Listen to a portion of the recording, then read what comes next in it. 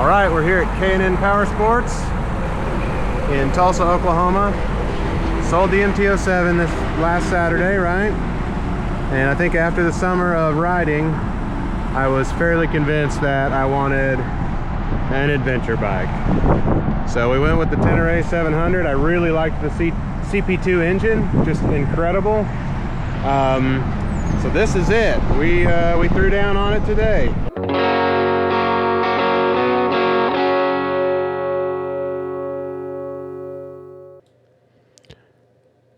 All right, well, we purchased the Tenere 700. Let's talk a little bit about why I went with the T7 and why I bought an adventure bike.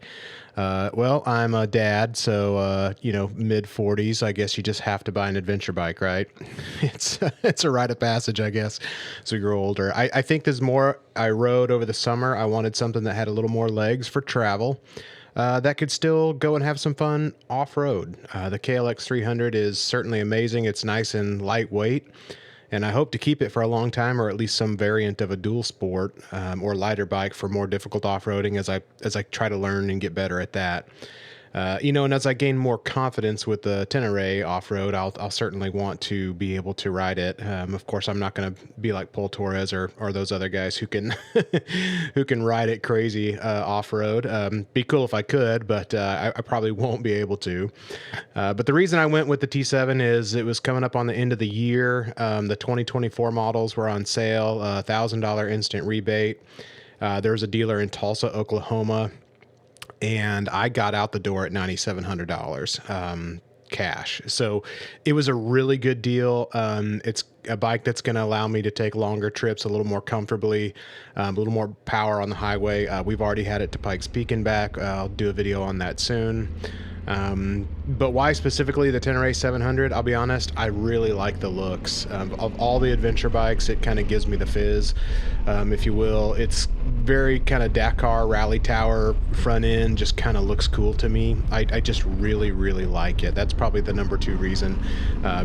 All of us motorcyclists are a little bit vain, at least. We buy the things that we enjoy and we like. So I just like it. I like the way it looks. It's got a cool look and looks sweet. So that's why I went with the Tenere.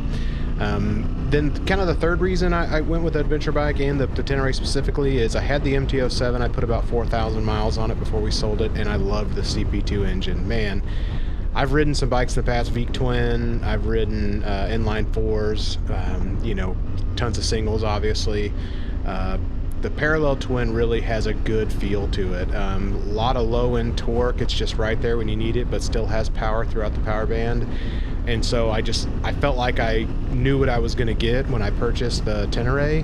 I knew that I was getting the engine that I loved in the MT-07, right? And so really a big part of it was the CP2 engine. So another reason that I bought it was it's a proper Japanese-built motorcycle. Some of the Teneres are built in Europe, some in Japan. The ones in the American market, at least through 2024, are built in Japan. And I'm just kind of a Japanese fanboy. I like Gretsch guitars, ESP guitars. They're both top-end lines are built in Japan. Just kind of dig that. I dig their manufacturing, their call to kind of excellence. Nobody's perfect. Lots of companies do things great, but I was kind of excited. The MT-07 is assembled somewhere else. The engine's only made in Japan. The whole motorcycle is not. So, I kind of like that part about it. So that's kind of why we went with the T7. My first impressions, I won't go super deep here. There's tons of content about the T7 online.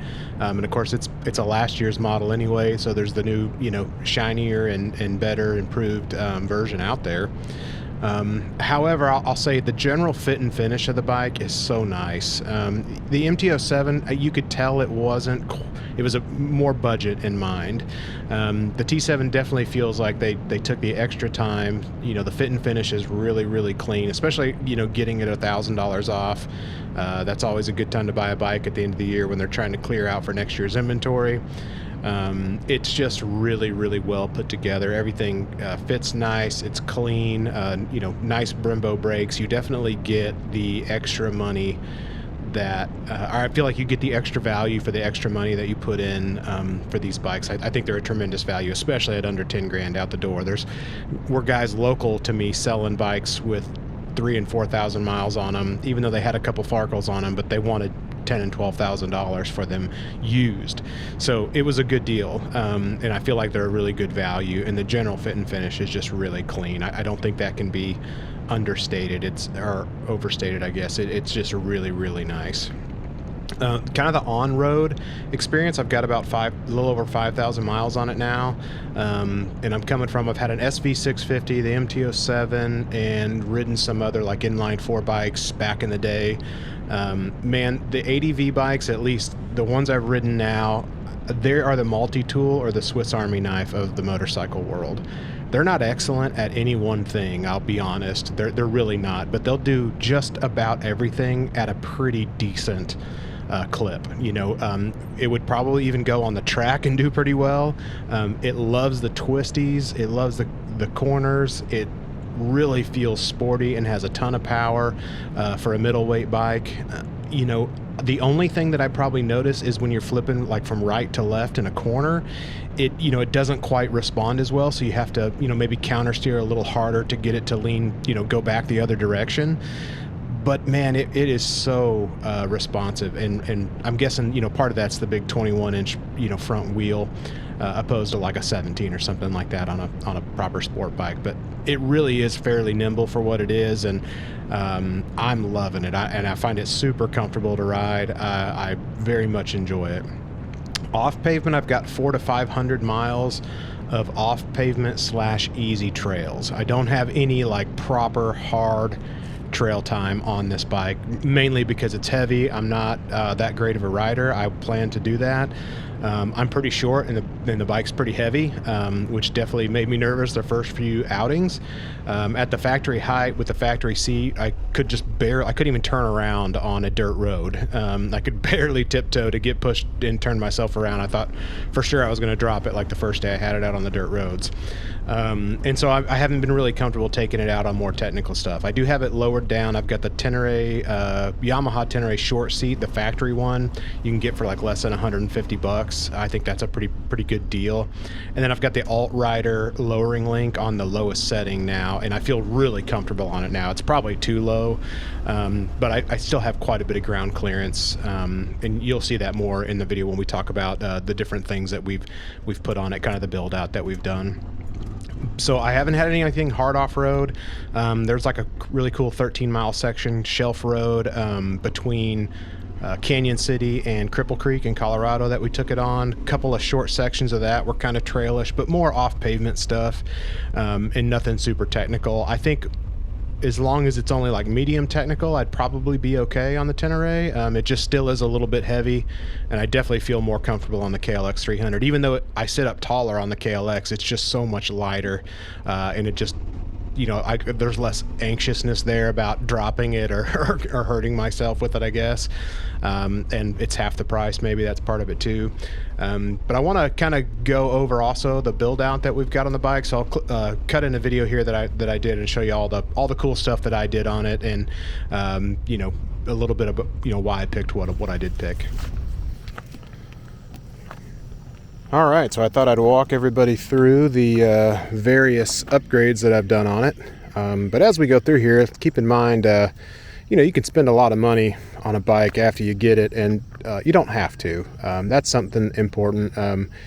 As motorcycle riders, we can definitely get kind of in this mode of I gotta have the next best thing, and I certainly struggle with that as well, as you'll see as we just kind of take a look at what we've got here. But so keep that in mind. You can ride it just as it is. You don't have to have all the accessories and stuff, but part of the fun is also building out a bike. So I'll kind of go from bow to stern, I guess, for the most part. Talk about all the things that I've kind of done to it, and I did these pretty much right off the bat. I'll start off. I got these aux beam lights. These are the XP Flood.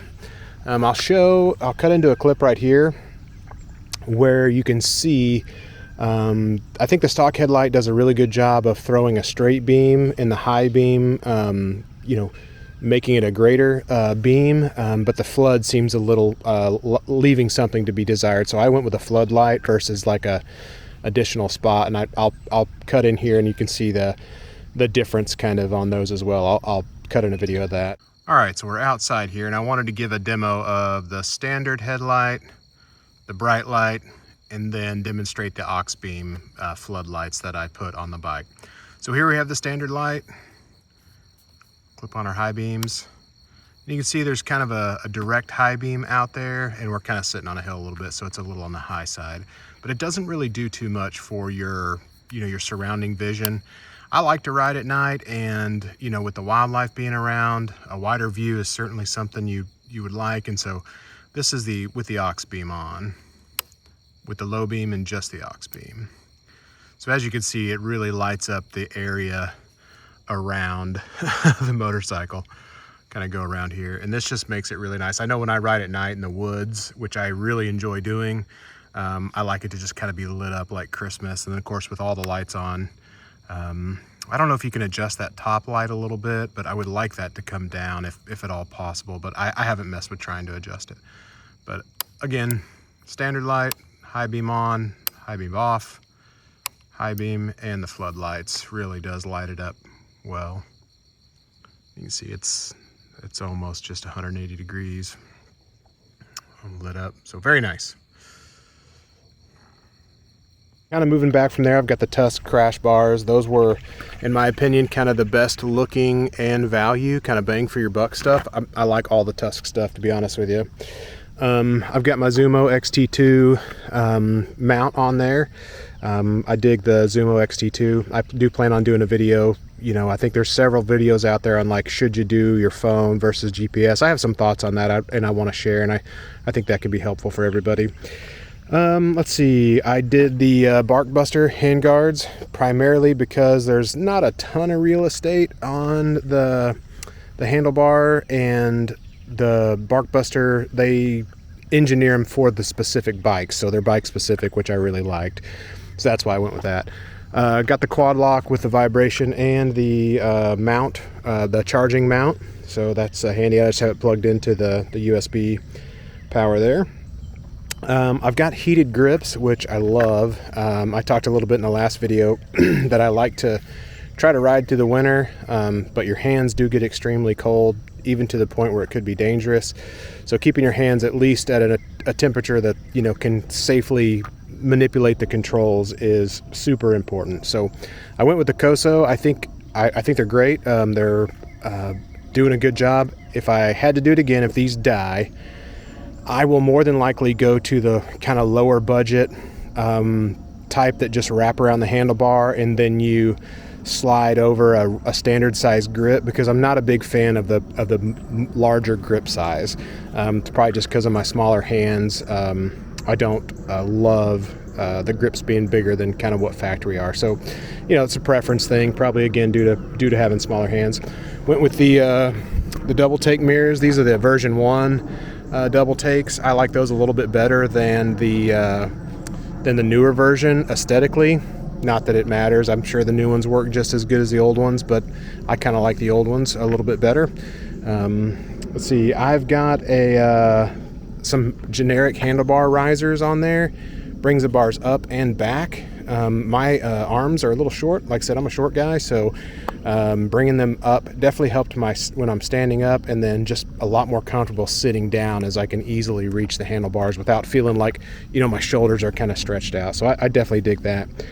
For tank bag, I did kind of splurge and go upper end with the Giant Loop Fandango bag with the pannier pockets, and I'm honestly glad I did. That zips off, and you can just carry it into like the hotel with you. And so I like to keep my drone up here, that way if you do crash in the woods, it's not on the side of your bike where it could get crushed. And so I like that can just zip off and come inside with you, along with maybe your top bag on the back.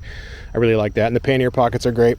The only thing I'll warn you about these pannier pockets, dirt and grime will get in back behind these pannier pockets, shake going down the road, and you will absolutely be left with scratched up fairings and the gas tank on this thing. So not a big deal, but just know that that's a potential. If you want to maybe put some wrap over the section where that's going to be, that would save you there. So that might be worth doing. Kind of moving back here, I do have the stock Yamaha lower seat. I'm short, 28-inch inseam, and I knew pretty much right away that I was going to have to go shorter, so I went with the lower seat because the Yamaha lower seat was only like 130 bucks. It was the cheapest option, so that's what I went with. I've got the nice CNC top rear rack, and I've got the kind of some generic side rack mounts. You can get these off Walmart.com, Amazon.com, all of the big .coms. These are just generic stamp outs. They work great. Tusk has some too, but they were like twice as expensive as these. And really all they do is keep your bags off the exhaust and, you know, your panels here, and keep them from scratching up, you know, like these pannier pockets did. So I don't feel like they're too critical. You know, you need something really specific when it comes to that stuff. Just a generic tail tidy, and then I've got some rigged up tail light or blinker mounts made because I had to get around the exhaust here, and I'll talk about the exhaust here in a second. Or actually, it's the MIV Italian exhaust. It's like the cheapest that I could find, and it comes in at like 500 bucks shipped to me here in the States. It sounds really good. It sounds kind of stock, but just maybe slightly louder. It's not super loud at all. So I dig it, and it gets it, you know, it's more of a functionality piece to get it to where it's not hanging out here and gonna get bent in when you fall over, because you're gonna fall over. That's just part of it. All right, next I've got the Acerbis side guards for the engine on both sides, the frame guards and the swing arm guard. I think those were very much worth the investment. They're not super expensive, and they'll definitely just keep things from getting banged up too bad. Let's see, I did the alt rider lowering link, and I will do a video on how much of a difference that makes. I've got all that video shot. We'll do that probably in the next couple weeks. We'll put that up on the channel.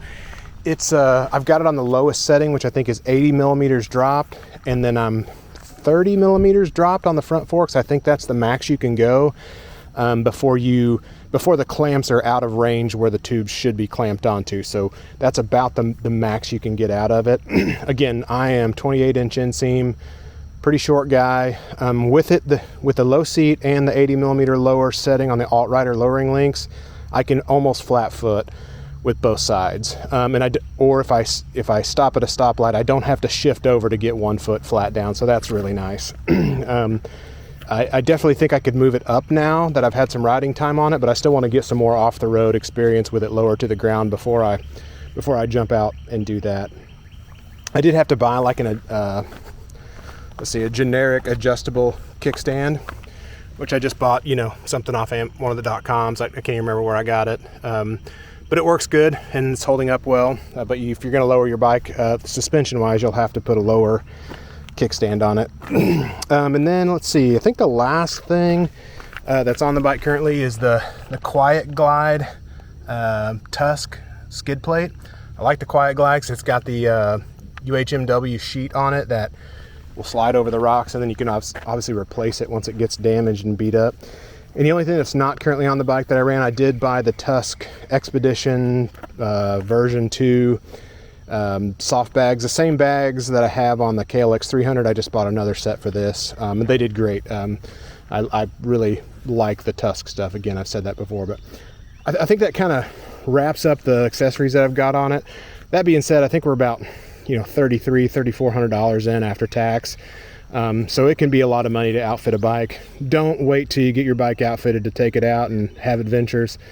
Just put it on as you can along the way. Again, we can kind of get wrapped up in putting stuff on the bike, right? And but you don't necessarily have to do all that to go have a good time. But it's fun too. So yeah, I love it. I love it in its current form. I do probably plan on raising it up after I get some more off-road time on it. I'll probably just always keep the Yamaha lower seat, but maybe go up to I think it's a 30 millimeter drop is the other setting on the alt rider link. I think that's what I'll end up going to, and maybe kind of leave it there. I don't think I'll ever go back to full height. Certainly not with the stock seat. It was sketch for me. I felt very uncomfortable, and I could barely turn around on like a dirt road if I had to turn around. So I just didn't feel real great on it. But All right, well, that goes for the accessories and how we got her set up. I did ride it just like this to Pikes Peak and back with the Tusk bags on it, and it did awesome. 1,700 miles round trip. It kicked butt. It was a lot of fun. Had a blast. All right, well, that's the Tenere 700. We've had it again up to Pikes Peak and back. I've got about 5,300 miles on it. I love it. I think you should buy one. If you could find a last year's model still, probably not at this point, but if you could, you should get it. And of course, if you want the 2025, the fly-by-wire, you know, just get whatever works for you, obviously. But I don't think you'll be disappointed with an adventure bike if you're coming from, you know, hey, I'm used to cruisers, or I want to get in some off-road. I think you'll love it. Even if you're a smaller person like me, just plan on spending a little bit of extra cash, getting the short seat and throwing a lowering link on it.